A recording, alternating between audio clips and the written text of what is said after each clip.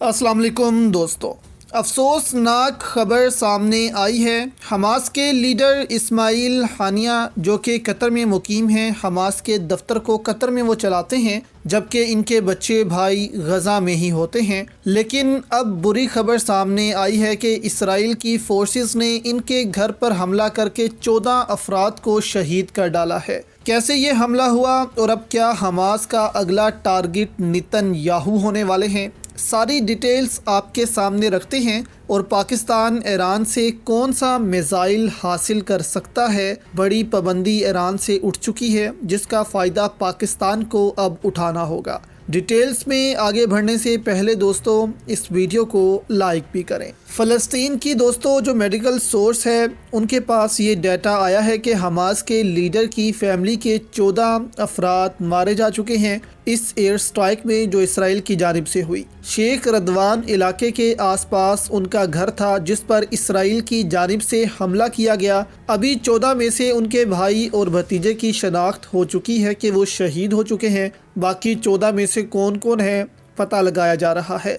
अब इनके साथ हमास के टॉप कमांडर भी शहीद किए जा चुके हैं इसराइली फोर्सेस की जानिब से। उनका नाम एमन नौफल बताया जा रहा है और बहुत नुकसान किया था इन्होंने इसराइल का। प्लानिंग करने में फिर एग्जीक्यूट करने में इसराइल इल्ज़ाम लगाता है कि ये पेश रहते थे। तो इसराइल इसको अपनी बहुत बड़ी कामयाबी, बहुत बड़ी जीत करार दे रहा है कि इसने हमास के लीडर के 14 लोगों को मारा है और हमास के बड़े कमांडर एमन नौफल को भी शहीद कर दिया है। अब इसराइली अथॉरिटीज़ ने वाज़िया ऐलान भी किया हुआ है कि हमास के पास सिर्फ और सिर्फ 2 ऑप्शंस हैं, या तो वो सरेंडर कर दें या फिर मरने के लिए तैयार हो जाएं। और जाहिर है मुसलमान शहीद होने से पहले कब डरे थे जो अब डरेंगे। अब इस बड़े हमले के बाद आप भी सोच रहे होंगे कि हमास का टारगेट अब क्या होने वाला है। देखें, जाहिर है टॉप कमांडर के बदले इसराइल के भी टॉप कमांडर को मारा जाएगा और हमास के लीडर की फैमिली के बदले या तो इसराइली वज़ीर आज़म पर एक हमला किया जा सकता है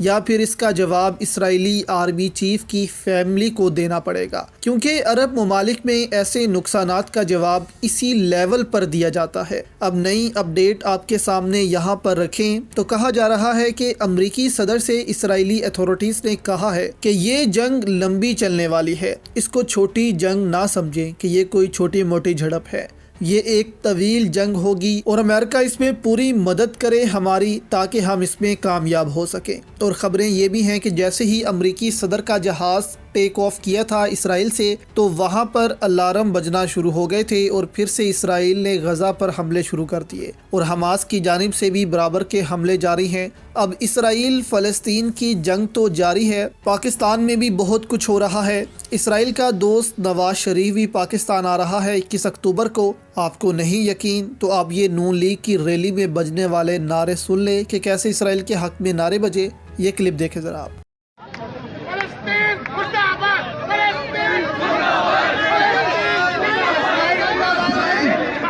तो नून लीग दोस्तों ऐसी जमात है जिसमें ज़्यादातर लोग पढ़े लिखे नहीं होते, बंदे किराए पर ले आते हैं जिनको पता भी नहीं कि हमने फ़लस्तीन के हक़ में नारे लगाने हैं या इसराइल के हक़ में। यहाँ पर इसराइल के हक़ में ही नारे लगते रहे और फ़लस्तीन मुर्दाबाद लोग कहते रहे। अब ये वीडियो दोस्तों जब जाएगी इंटरनेशनल मीडिया पे तो कैसे पाकिस्तानियों का मजाक बनेगा, इस्लामी ममालिक में जाएगी, वहाँ के लोग पाकिस्तान का मजाक उड़ाएंगे कि ये कैसे नारे लगा रहे हैं पाकिस्तान में। तो इस किस्म के ये लोग हैं, इनको पाकिस्तान या मुस्लिम दुनिया से कुछ लेना देना नहीं, बस सिर्फ अपने मुफादात के चक्कर में ये रहते हैं। अब दूसरी जानिब ये खबर आप देखें कि ईरान पर से बहुत बड़ी पाबंदी ख़त्म हो गई है जो यूनाइटेड नेशन की जानिब से ईरान पर आयद की गई थी कि ना तो वो किसी दूसरे मुल्क से असला ख़रीद सकता था और ना ही किसी दूसरे मुल्क को वो असला बेच सकता था। इसी पाबंदी ने ईरान को इस कदर ताकतवर बना दिया और ईरान ने हर किस्म का हथियार खुद अपने मुल्क में तैयार किया, यहाँ तक कि हाइपरसोनिक मिसाइल जो अभी तक पाकिस्तान नहीं बना सका वो भी ईरान ने बना लिए हैं। फतह मिसाइल के नाम से ये दोस्तों मिसाइल बनाया है ईरान ने, जो साउंड की स्पीड से 5 गुना तेज़ ट्रैवल करता है। अब इन मिसाइल की ख़ास बात यह है कि ये किसी भी डिफेंस सिस्टम से काउंटर नहीं हो सकते। ایک دفعہ اگر یہ چل پڑا تو اپنے ٹارگٹ کو ہٹ کر کے ہی رہے گا۔ تو چین روس کے بعد ایران نے بھی اس کو بنا لیا ہے۔ اب ایران پر سے پابندی ہٹ چکی ہے اور اب پاکستان اس کا فائدہ اٹھا کر ایران سے یہ میزائل خرید سکتا ہے اگر ایران اس میں انٹرسٹڈ ہوا تو، یا اس کی ٹیکنالوجی کو پاکستان بائی کر سکتا ہے اور خود پھر اپنا ڈیزائن پیش کر سکتا ہے۔ یہ میزائل دوستو جون 2023 میں ایران نے دنیا کے سامنے پیش کیا ہے، یعنی کہ 4 ماہ قبل ابھی۔ تو ظاہر ہے کہ چین نے اس میں ایران کی مدد بھی کی ہوگی، تو پاکستان ایران سے اس کو حاصل کر سکتا ہے تاکہ چین پر عالمی دباؤ نہ آئے۔ ایران تو پہلے ہی بہت دباؤ برداشت کر چکا ہے، تو اس سے ایران کو کوئی فرق نہیں پڑنے والا۔ اس لیے بھارت کے S-400 کے مقابلے میں پاکستان کو اب ہائپر سونک میزائل چاہیے تاکہ طاقت کا توازن خطے میں برابر رہے، اور بھارت جس بھی قسم کی دہشت گردی پاکستان میں پھیلانے کی کوشش کرے، پاکستان اس کا جواب بھارت کو ضرور دے۔ تو آپ کی اس پر دوستو کیا رائے ہے کہ پاکستان کو یہ ٹیکنالوجی حاصل کرنی چاہیے یا نہیں؟ اپنی رائے ہمیں نیچے ضرور دیجیے گا۔